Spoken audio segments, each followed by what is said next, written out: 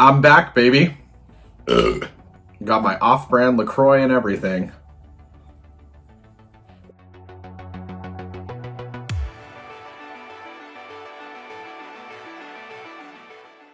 Hey guys, and welcome back to this dumpster fire of a YouTube channel. The semester is officially over.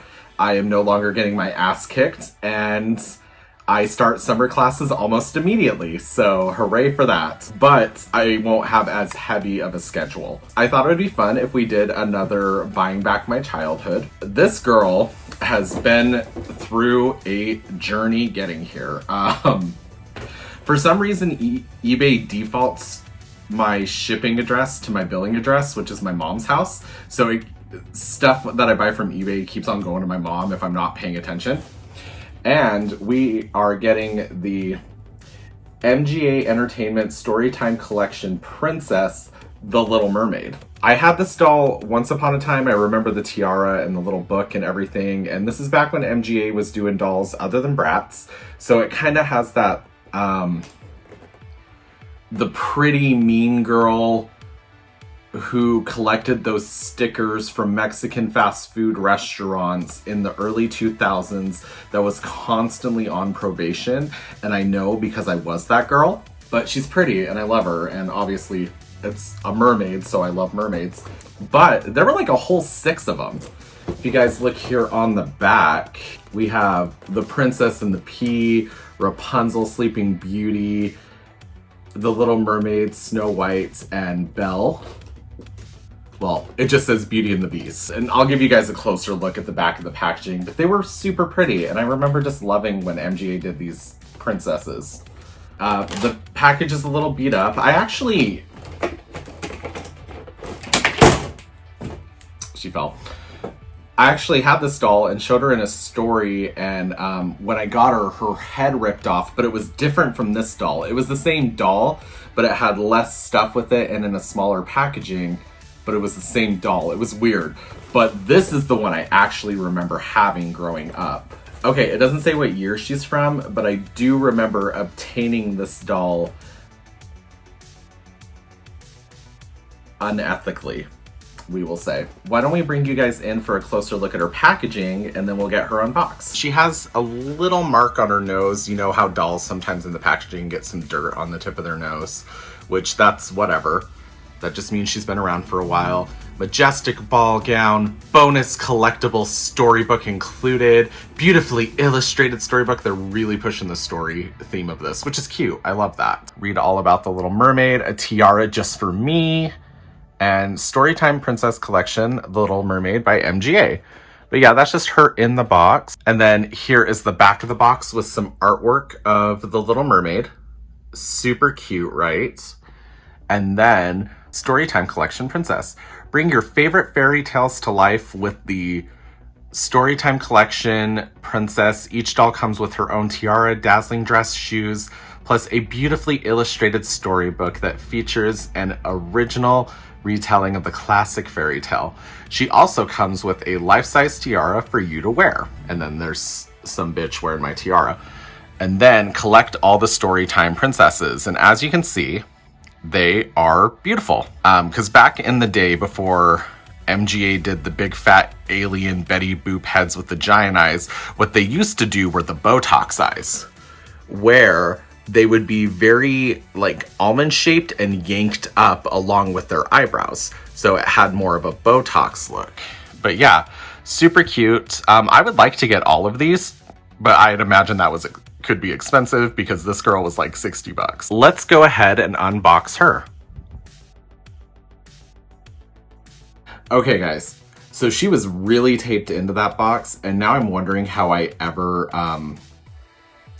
unethically attained this in the past. She's definitely older because the rubber bands are falling apart, and she has some discoloration. Like, it's hard to pick up on camera, but her arms are actually, like her arms and I think her face, you can kind of see are a different color than her body. So like the softer plastic parts are lighter than the deeper plastic parts. But she's super cute. She's super heavy. The hair is really cheap. You can kind of tell just by the way it moves. It's that cheapy, like straw-like hair. It's kind of sparsely rooted, not bad. It's just, it's not super duper. She is really pretty, and she comes with a lot of accessories. And I think back in the day she was like 15 bucks or something. But she does come with a tiara, earrings, a necklace, a top, shoes, and then her mermaid tail is her mermaid tail, but it's also a sparkly princess dress that can be like kind of floofed out and really like ball gowned and stuff. And then she does come with a tiara for me, but it doesn't stay in my hair very well because, you know, it's made for little girls and I'm a 30-year-old man who is filming this on his iPhone. The little book, which I think will do like a story time or something at the end of this video. And I'll read you guys a bedtime story. So heavy, that's the thing that's getting me. Okay guys, I just wanted to get you even closer to see the details. Like on her tiara, it's a little wave, some starfish scales, everything. So like they didn't just do like a generic tiara, they made it specific for each princess. Then the little smudge on her nose, which whatever it happened, some of that frosty eyeshadow. MGA was obsessed with like frosty makeup back in the day. Just some little earring studs, her little necklace, just all these little details that really pull it together. The mesh, which is kind of like fish netting almost, it looks really cool. And then the top is like made with, it's interesting because it's a whole bunch of like plant-based stuff, which you see this filigree all throughout the storybook. Then her fins, her little shoe details, which are just, you know, specific to her, little seahorses and waves and stuff, just really cute. Everything's held together with Velcro in the back. Just wanted to give you guys a more detailed look at her little accessories, and then her storybook and my tiara. So this way we can show off her articulation. I think it's very basic doll articulation where she can move in the head, up and down, kinda side to side for sure. She is articulated in the shoulders. They can go out, forward, backwards. And then she is articulated in the legs where she can kind of do like a split, forward enough, backwards kinda, and then bend and snap knees, and no articulation in the ankles. Easy. Oh yeah, you guys can really see that discoloration right here where dark and light. Okay guys, and that's just kind of it. She is from the earlier 2000s. I would probably say like 2005, 2006-ish. I'm not 100% sure.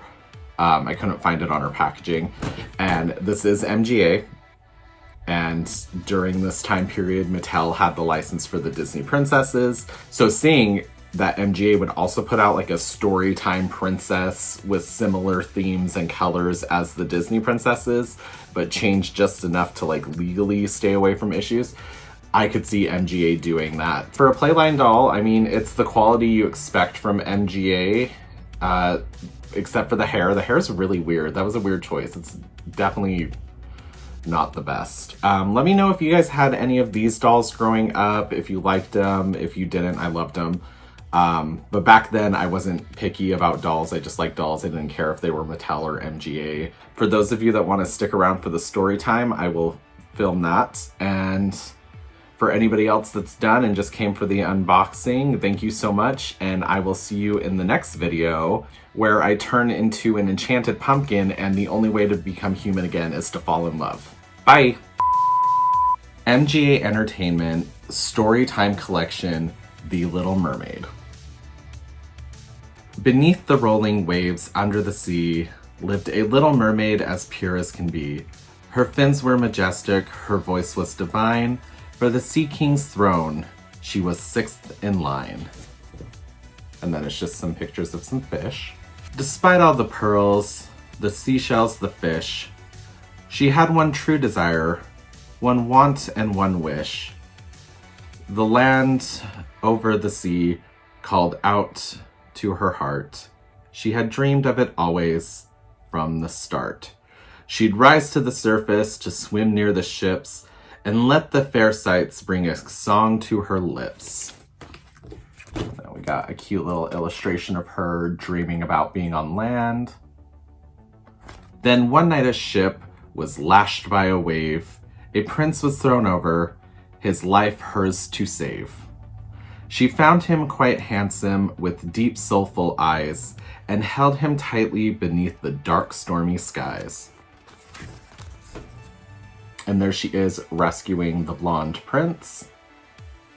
All through the long night, she kept him afloat, but signs of safe land were rather remote. Right around dawn, she had found a quaint little beach. She brought him to land, but help she could not reach. She used her pure voice to sing out through the air, hoping against hope that someone would hear. And then it just has some little like seashell and seaweed filigree on the bottom. Soon after help came and the young prince was saved, while the maid who loved him dove down through the waves.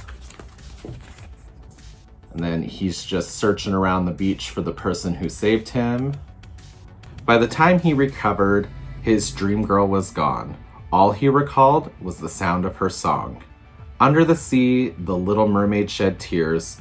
To be with her prince, she'd face her greatest fears. To live on land, she would need legs like a girl. Just one creature could help in all of the world. The sea witch was cold, the sea witch was mean, but the mermaid needed to make true her dream. So she went forward with one desperate plea. Her love for the prince was as deep as the sea. The sea witch agreed she would make her legs grow, but the price she asked brought the mermaid quite low. And then there's not really any pictures, it's just some more seaweed and seashell filigree. In return for her legs, the sea witch would take the one thing the mermaid would never forsake. But the mermaid agreed, she had made her choice. She'd give up anything for love, even her voice. With one final cry, she swam up the shore. The mermaid could walk, but she could speak nevermore. And then there's some pictures of some little fish that are kind of a lavender color. She walked to the palace and found her prince there. He soaked in her beauty, her face and her hair. He was head over heels after just one peek. Then we get a picture of her happy, but she cannot speak. How much more he would love if only she'd speak. But oh, such was life, for the poor girl was mute. Yet the song in her heart still told him the truth. But this girl, I know her, the prince quickly raved, for she is the reason that my life was saved. And quickly he hugged her and gave her a kiss, filling her heart with both wonder and bliss. Tears of heartfelt joy dripped down from her eyes. That he loved her too was a treasured surprise. And down in the depths, how the sea witch had cried, how in the ocean is that mermaid a bride? But then her heart softened and she made a choice. For a bride gift, she gave the mermaid her voice. And so when they wed, with a view of the sea, all those attending saw how true love could be. The prince gave his vows right before the I do. When he spoke of love, she said, I love you too. That was just more of that seaweed filigree. Oh, and that's it. And that's the end. And then they kissed and they were married and she could speak again because the sea witch's heart softened and gave her her voice back. Now that I'm a 30-year-old man, even with the nostalgia filter, the idea of falling in love with somebody that quick and a man falling in love with a woman who can't talk is something. But yeah, I hope you guys enjoyed your story time. Just call me Doll Daddy. I will read you to sleep anytime you need to.